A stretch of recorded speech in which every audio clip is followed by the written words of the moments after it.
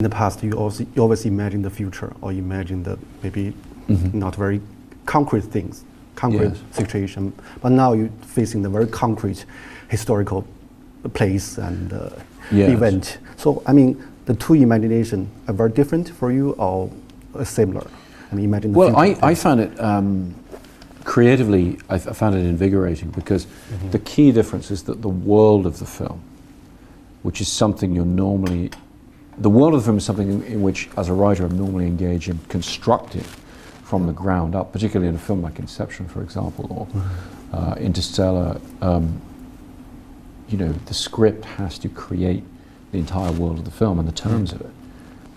That part of it was already done for me in Dunkirk. That exists, it's real. And so all I had to do was research it and read about it. And so my creative process was then different. I didn't have to build that, I had to explore it. Quite honestly, the feeling of presumptuousness about making a war film as somebody who's never been to war and I mean, it's my worst nightmare to imagine having to fight a war.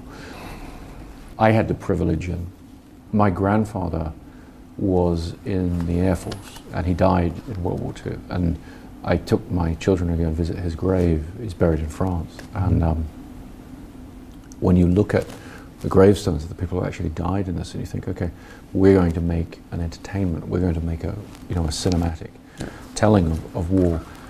That's very daunting, and it's difficult to know how to go about that. And for me, the solution was to not look at Dunkirk as a war film, to look at it as a survival story.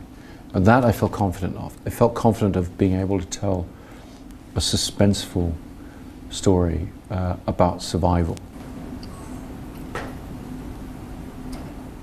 Could or should director be kind of philosopher? I mean, maybe your industry produce your own Michel Foucault, produce your own Nietzsche. Do you kind of see the parallel between them? Well, I think for me, that would be too much of it would be too self-conscious to look at filmmaking that way. One of the pleasures of talking about the But film. you are very self-conscious. Well, not at different stages. So you become very self-conscious when you're talking about the film you've made because you're being asked, you know. For me, I like to really stay focused on the story and the themes of the film. I like to try and do that instinctively rather than self-consciously. And I sort of trust that the way in which I know how to make a film technically, that if there are things that are interesting to me philosophically, that they'll be there. So for example, with Dunkirk, we've tried to make a very intense film and that was really the ambition. And so the film's attitude to war, therefore, for me, had to be not self-conscious.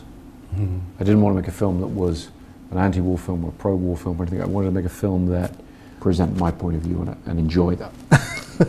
So from the sounds a little self-indulgent. Yeah. Do you worry about maybe the genre, maybe the big production, maybe stifling your creativity? I mean, from following Insomnia, the different parts. Do you worry about it? Or I don't. I mean,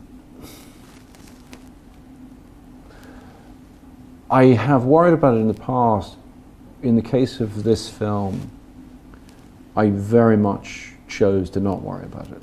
I very much chose to just say this is a huge film that for a British person particularly, it's a necessary film to be made. Somebody's going to make it. I want to be the person to make it. And so I'm a responsible filmmaker, and I try and, we made the film efficiently. We made it for a good price for the studio and everything. That was our way of kind of dealing with the practicalities. But beyond that, I did not worry too much about the scale. I just said, you know what, we're just going to make the film right, and we need planes, and we need ships, and we need thousands of people, and we're just going to make this film. And I think that was important to do, because the rational part of my brain, the sort of, the businessman, if you like,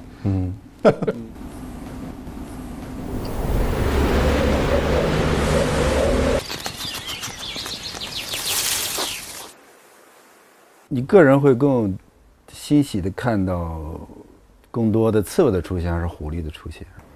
我希望他们都会越来越多吧，就是做刺猬越来越难了，变得在这个时代非常难了，就是再也没有一个单一命题可以让你执着下去了。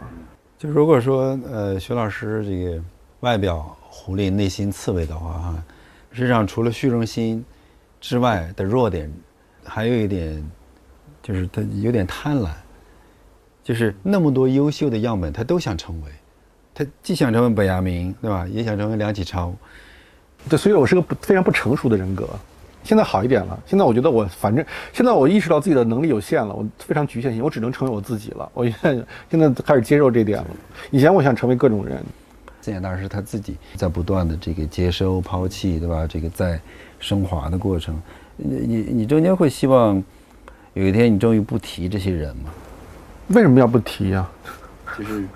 他们就是我的一部分，为什么要不提呢？难道每个人不是被上一代人滋养吗？被死去的人滋养才变成现在？就是六经助我嘛，就是那是一个多么瞎扯淡的事儿。康有为那样的人，他就是受到廖平的影响，廖平受到王凯运的影响，每个人都有一套思想脉络，怎么可能假装自己是蹦出来的人呢？而且太阳底下无新鲜事，能说出多少崭新的东西呢？必须活在这些大师的阴影里。我们必须承认这种阴影，在阴影中创造一点，或者假装创造一些可以超出阴影范围的东西。就像诺兰也在他的传统里面，没有那个 Kubrick， 没有这些 Ridley Scott 这些人，没有诺兰。我觉得我们做这个节目，包括做诺兰也好，我觉得我们都是在寻找某种历史仪式。这些人，他不是突然发生的。可能我不喜欢这个时代的就是很多东西，原因就是大家误以为很多东西是崭新的。就是我可能希望自己是一个给一个时代提供某种就反作用力的人，或者说相反声音的人。对。What's the most floor part of yourself? I don't want to go there. I drink too much tea.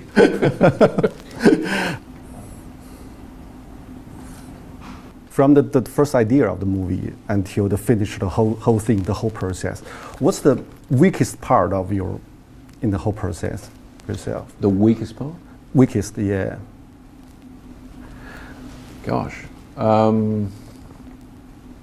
That's a difficult thing to answer because the way the job of director works is what I like about it is you're not responsible for any one thing.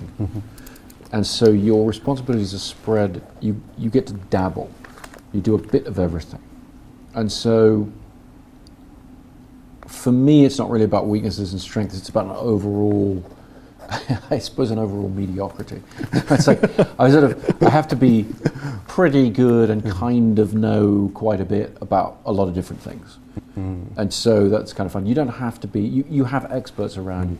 I have a fantastic director of photography. I have a fantastic designer. I have a fantastic editor and everything. And so I'm really just there to sort of, try and give them focus and try and inspire them to do their best work. And I think that's one of the reasons I really like the job of director. And so I'm not the member of the team who has to have a specific strength, a specific weakness. I sort of need to be pretty good at a bunch of different things and kind of just keep. It must be Fox.